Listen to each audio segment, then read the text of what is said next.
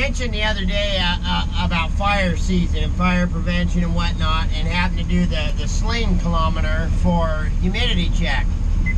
We were thinning, and we were out there, and we yarding about 1,700 feet, which is quite a ways for thinning. And yarder engineer was working 9 hours a day, and it was just right at 8 hours or so. The yarder engineer says, "Oh, the humidity's down, we gotta go." And I was like, "Well, check it again just to make sure." So he checks it again. Says, yep. And he was using an electrical one. He wasn't using the swing. Okay, so up the hill we go. When we get almost to the top of the hill, I mean, it's a lot closer to the top than it is to go back down. And the shovel operator says, wait a minute. And I go, "What's the matter now?" And he goes, "Well, when he checks that, he's just got it sitting on the dash of the yarder. And so he just checks it." Well, of course it's going to be different in the cab than it is outside. So he says, "Let me take it out here and let it set for a couple of seconds and we'll try it again." So a couple minutes later he gets on the radio and he goes, "Yeah, out here we're good. Let's go back to work." Well, like I said, we'd already put in 8 hours, so I turn around and start down the hill, and Reagan Slinger and the choker setter, they're kind of hum-hawing about whether they really want to go back down there for an hour or not. And we were working out of town, and I was like, "Listen, guys, we've got nothing to do but go back to that motel room. We're going back down there." Well, Reagan Slinger goes, "Well, by the time we walk all the way back down there and it's just going to be a waste of time." And I'm like, "You smart ass, I'll show you what kind of a waste of time it is." So I turn around, I start busting back down the hill, ship the rigging back, I grab it.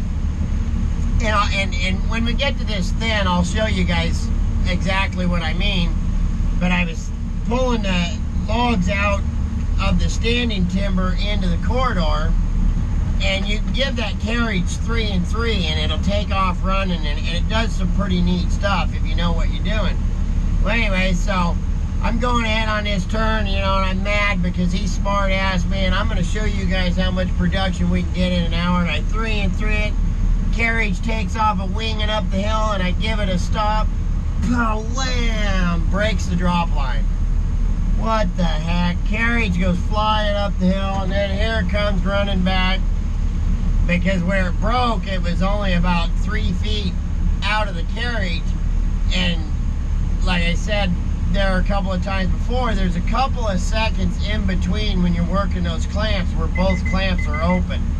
So it goes through the carriage, get everything stopped, I slack the carriage down, I just take the broken line, and I just put a farmer's eye in it because it's got a little eyelet on the front of the carriage, ship it in.